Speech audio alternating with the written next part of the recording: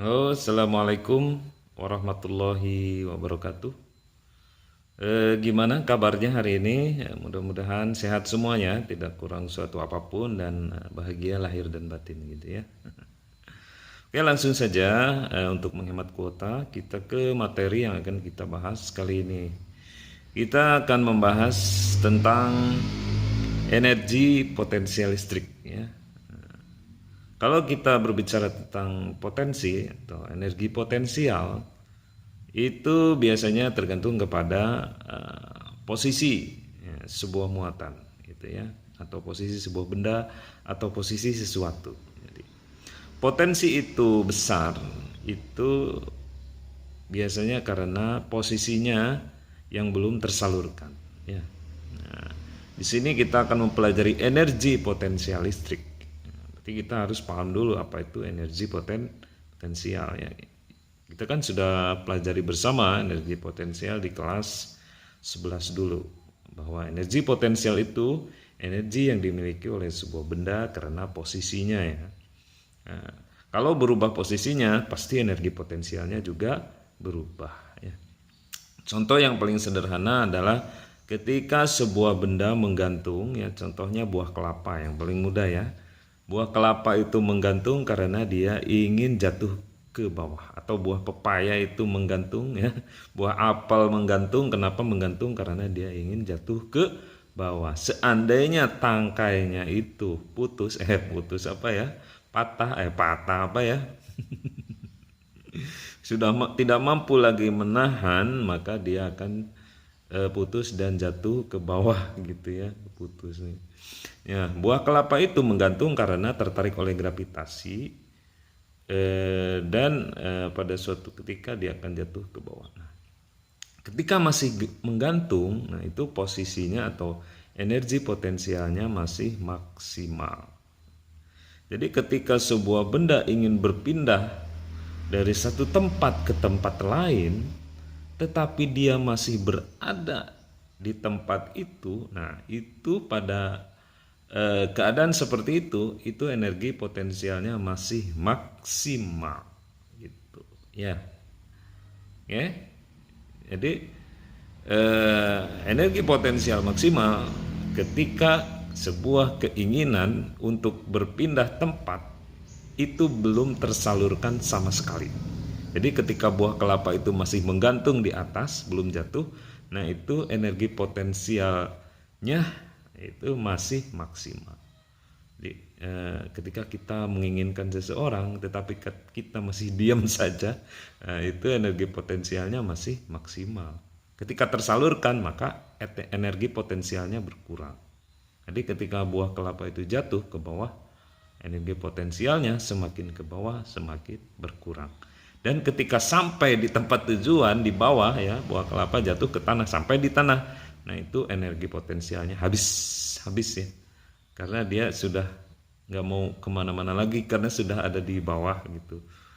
Nah, dia kan inginnya ke bawah, sementara sekarang sudah ada di bawah, ya sudah gitu kan.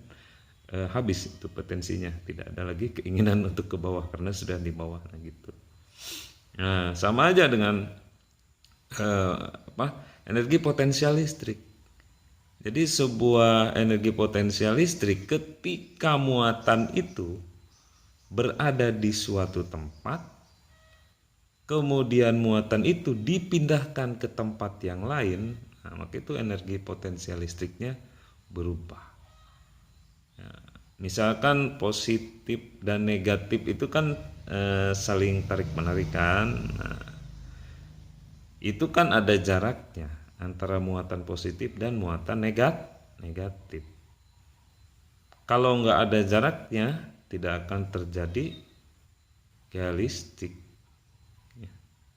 Nggak mungkin, karena kalau sudah bersatu biasanya ya sudah gitu, nggak ada gaya untuk mendekat karena sudah dekat kan gitu. Sama dengan tadi buah kelapa yang ingin jatuh ya, ketika dia sudah jatuh ke tanah ya sudah nggak ingin jatuh lagi karena sudah ada di bawah. Jadi jaraknya itu sudah, R-nya itu sudah 0 gitu. Nah, Jadi gaya tarik menarik itu nggak mungkin terjadi kalau jaraknya tidak ada. Kan sudah sudah merapat, sudah sampai tujuan. Kita ingin ke Jakarta ya misalkan. Ketika sudah sampai ke Jakarta, apakah kita ingin ke Jakarta? Ya sudah di Jakarta kok, gitu. Nah seperti itu. Nanti Bapak kasih gambaran supaya kalian mudah memahaminya. Nah, ini akan Bapak kasih slide-nya ya. Coba perhatikan. Oke, lihat di sini ada posisi muatan induk yang berwarna merah yang besar itu. Dan yang hitam-hitam kecil di atas dua itu posisi dari muatan ujinya ya. Di sini kebetulan muatan induknya positif dan muatan ujinya itu positif juga ya. Nah, di situ ada yang hitam dua, ada Q0 ya. Q0 pada posisi 1 itu ketika dia berada dekat dengan yang merah. Q0 pada posisi 2 di situ dia berada di posisi yang sudah berpindah yang lebih jauh dari yang merah. Jadi dua buah titik hitam itu sebetulnya satu titik hitam ya. Itu hanya berpindah dari titik 1 ke titik 2. Itu ada keterangannya di sana, ada 1 DR2 kan gitu ya. Nah, di sini kan yang merahnya positif ya, yang hitamnya juga positif. Maka kalau positif dan positif terjadi tolak menolak. Nah, pada saat di posisi awal si Q0 hitam itu dia sangat dekat dengan yang merah. Tentu saja dia sangat ingin menjauh karena sama-sama positif. Nah, pada posisi 1 ini kemudian dia dipindahkan ke posisi 2. Dipindahkan lebih jauh dari muatan induknya. Ya, gitu. Sebetulnya tidak usah dipindahkan karena dia statusnya dia inginnya memang sudah ingin menjauh. Tidak usah dijauhkan, dibiarin aja. Nah, maka di sini walaupun ada usaha yang dilakukan untuk memindahkan, menjauhkan dari posisi 1 ke posisi 2, maka bisa dibilang usahanya itu sia-sia, bahkan negatif nanti hasilnya. Nanti kita lihat rumusnya ya. Jadi ketika sesuatu itu ingin menjauh, nah kemudian kita berusaha menjauhkan, nah itu sama aja dengan usaha yang sia-sia. Nanti kita bisa lihat persamaannya ya. Nah kemudian kita lihat persamaannya ya. Ini masih persamaan hukum Coulomb ya. Jadi EP1 di sana tertulis EP1 energi potensial pada posisi 1 maksudnya itu ya. Itu sama dengan K0 Q per R1. Jadi Q0 nya itu muatan ujinya, Q nya itu muatan sumbernya yang merah ya. Per R1, R1 adalah jarak antara posisi 1 ke muatan sumber induknya itu ya. Kalau yang bawah EP2 berarti energi potensial pada posisi yang kedua. R-nya R2 ya, jarak yang kedua setelah dipindahkan dari posisi 1 ke posisi 2. Itu persamaannya ya. Silahkan barangkali ada pertanyaan nanti bisa japri atau komen di bawah ya. Nanti kita bahas lagi gitu ya. Kemudian kita ke slide selanjutnya. Oke. Kita lihat di sini ada rumus usahanya ya. Jadi ada di sana tertulis W12. Artinya adalah usaha yang dilakukan untuk memindahkan muatan dari posisi 1 ke posisi 2. Itu W12. Usaha yang dilakukan untuk memindahkan dari posisi 1 ke posisi 2 itu sama dengan delta EP 12 ya, perubahan energi potensial dari posisi 1 ke posisi 2. Nah, energi potensialnya gimana? Nah, ketika masih dekat dengan yang merah, si yang hitam itu energi potensialnya masih besar ya. Kenapa? Ya karena dekat posisinya pasti sangat ingin menjauh. Nah, ketika posisi dekat itu energi potensialnya lebih besar daripada ketika sudah jauh. Nah, dia kan inginnya menjauh. Sementara posisi kedua sudah jauh. Nah, jadi potensi untuk menjauhnya berkurang di posisi 2. Gitu. Makanya persamaannya di sana ada yang di dalam kurungnya 1/R2 dikurangi 1/R1. Nah, R2-nya itu kan lebih jauh, jadi lebih besar jaraknya. Kalau lebih besar berarti pembaginya kan 1/R2. 1 dibagi dengan jarak yang lebih besar, hasilnya akan kecil.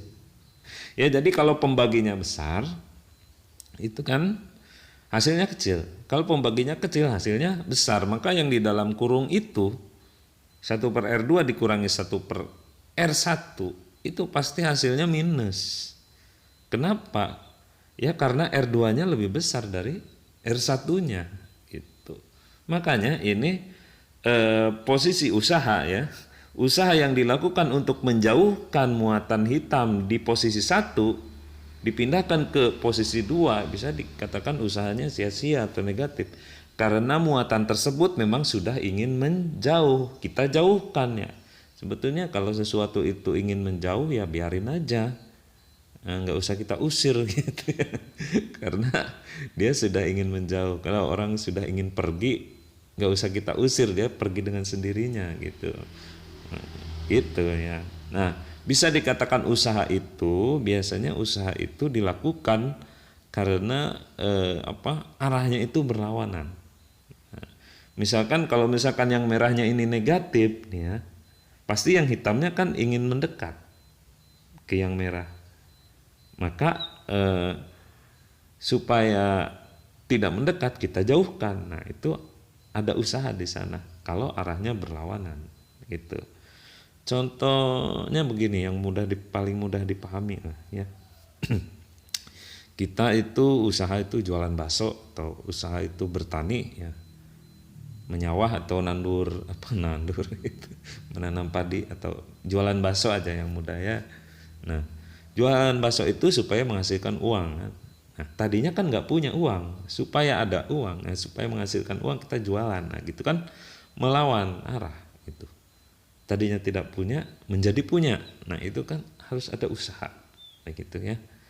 Jadi kalau kita contoh usaha yang lain, kalau misalkan kalian itu malas ke sekolah, gitu. Sementara orang tua kalian ingin kalian sekolah. Nah, itu ada perlawanan.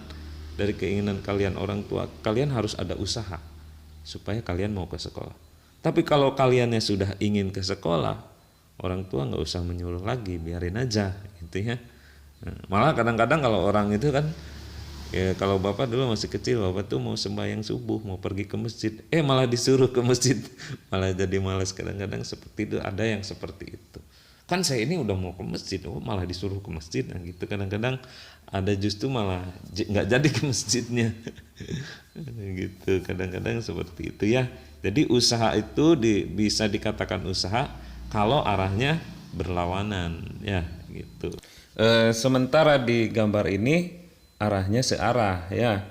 Jadi yang muatan hitam itu ingin menjauh dari yang merah karena sama-sama positif.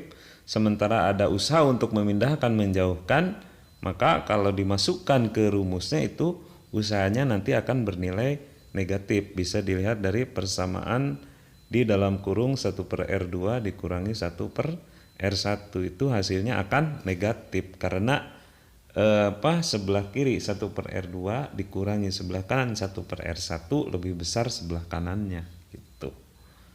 Paham nggak? Ya kalau nggak paham nanti bisa japri lah kalian belajar khusus dengan bapak ya supaya lebih mudah supaya lebih detail gitu. Oke ya, itu dulu untuk kesempatan kali ini ya, jangan terlalu banyak ya, mungkin kalian juga masih banyak tugasnya gitu ya, dan supaya lebih mudah dipahami saja ya, walaupun sedikit yang penting kan paham dan mengerti gitu ya, daripada banyak-banyak nggak ada yang paham dan habis kuota banyak gitu. Bapak kira ini segini juga udah banyak ya, mungkin saja ada siswa yang langsung paham, ada juga biar kebanyakan memang yang tidak pahamnya ya gimana, tanyakan saja ke Bapak ya. Kalau misalnya betul-betul kalian tidak mengerti dan tidak paham, tidak tahu, tanyakan aja, tidak usah sungkan-sungkan. Bisa kalian komen di sini atau bisa kalian lewat Japri langsung di WA atau di Telegram ataupun komen di classroomnya ya. Baiklah, itu dulu. Mudah-mudahan mudah dipahami dan kalian mudah-mudahan dimudahkan segala urusannya. Oke, wassalamualaikum warahmatullahi wabarakatuh.